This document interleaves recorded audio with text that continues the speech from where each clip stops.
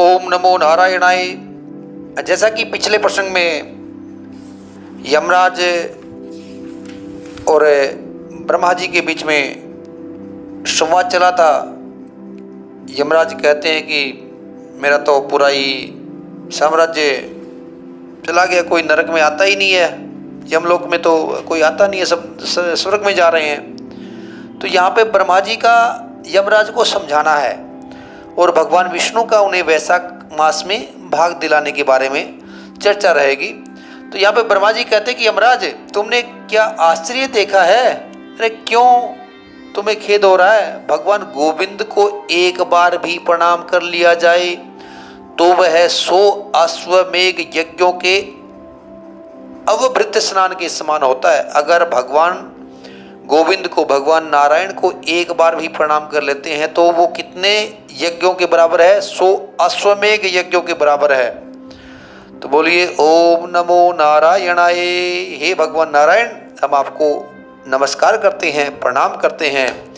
यज्ञ करने वाला तो पुनः इस संसार में जन्म लेता है, परंतु भगवान को किया हुआ प्रणाम पुनर्जन्म का हेतु नहीं बनता, मुक्ति की प्राप्ति करा देता है।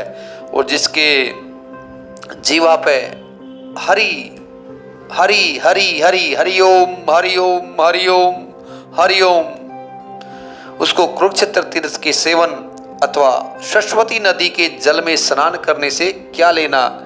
जो मृत्यु काल में भगवान विष्णु का स्मरण करता है वह अभक्षे भक्षण आदि से प्राप्त हुई पाप राशि का परित्याग करके भगवान विष्णु के सायुज्य को पाता है। जैसे कि गीता में भी वर्णन आता है, यम यम वापी स्मरण भावम, यम यम वापी स्मरण भावम तेजति अंते कलेवरम। जो भी जिस भाव से और जिसको याद करता है, याद करते समय अपने शरीर को छोड़ता है तो वो उसी को पा लेता है। जैसे कि राजा भरत का मोह था, वो एक हिरण के बच्चे के ऊपर हो गया था, तो अगला जन्म उनको हिरण के जन्म में हिरण के रूप में लेना पड़ा था।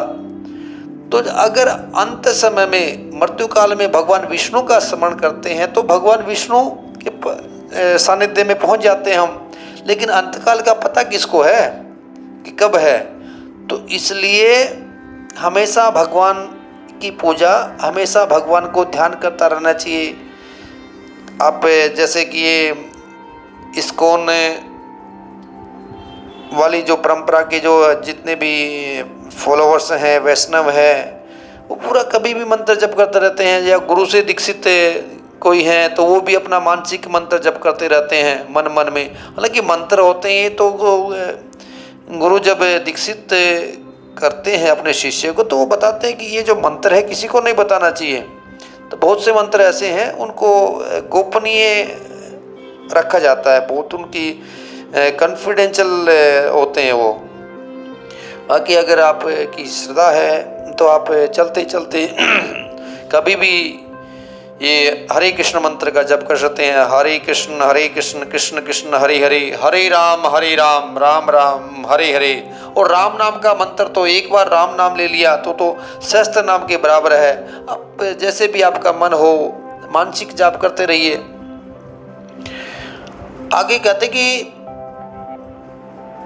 वैशाख मास में भगवान पुरुषोत्तम के नाम और यश का गान किया जाता है, जिससे भगवान बहुत प्रसन्न होते हैं। भगवान विष्णु, भगवान राम कौन है? विष्णु तो अवतार हैं। भगवान कृष्ण कौन है?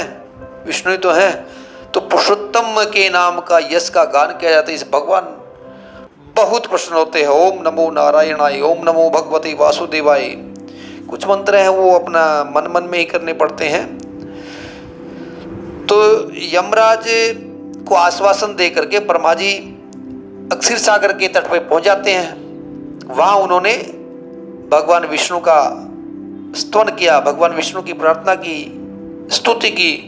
तो ब्रह्मा जी की स्तुति से स्तुत होकर के भगवान विष्णु प्रकट हो गए। यमराज और ब्रह्मा जी ने उनके चरणों में मस्तक झुकाया और बड़े आदर भाव से दोनों से कहा कि तुम लोग यहाँ क्यों आ गए हो? तो ब्रह्मा जी ने कहा कि प्रभु, आपके श्रेष्ठ भक्त राजा कीर्तिमान के शासन काल में सब मनुष्य वैशाख धर्म के पालन में संलग्न होकर के आपके अविनाशी पद को प्राप्त हो रहे हैं और इससे यमपुरी यमलोक खाली हो गया है, सुनी हो गई है। उनके ऐसा कहने पर भगवान विष्णु हंसने लगे। अरे बोला कि मैं लक्ष्मी को त्याग दूंगा, अपने प्राण, शरीर, श्रीवत्स, कौस्तुभ मणि, वैजंती माला, अक्षीर सागर, शेषनाग, गरुड़ को भी छोड़ दूंगा, परंतु अपने भक्त का त्याग नहीं कर सकूंगा। क्या बोलते हैं? बाकी सब चीजें छोड़ दूंगा लेकिन अपने भक्त को कभी नहीं छोड़ूंगा, जिन्होंने मेरे लिए सब कुछ भोगों का त्याग करके अपना जीवन तक मुझे सौंप दिया, जो अपना जीवन सौंप दिया। जब प्रार्थना करते हैं कभी, अब सौंप दिया इस जीवन का सब भार तुम्हारे हाथों में है, जीत तुम्हारे हाथों में है, हार तुम्हारे हाथों में। जो मुझ में मन लगा करके मेरे स्वरूप हो गए, उन महाभाग भक्तों को मैं कैसे त्याग सकता हूं? भगवान विष्णु ये बातें कर रहे हैं।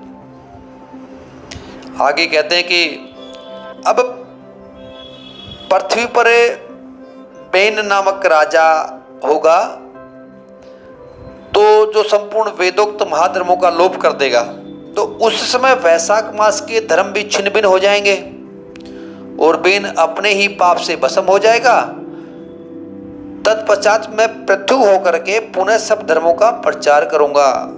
राजा बेन होंगे जो कि धर्म को नहीं मानेंगे, तब मैं पृथु होकर के पुनः सब धर्मों का प्रचार करूंगा। ये सब राजा बेन की कथा और पृथु की कथा बहुत से पुराणों में आती है। तो उस समय लोगों में वैशाख के धर्म को भी प्रसिद्ध करूंगा और सहस्त्रों मनुष्य में कोई ऐसा होता है जो मुझ में अपने मन प्राण अर्पित करके अपना सर्वस्व मुझे समर्पित कर दे और मेरा भक्त हो जाए।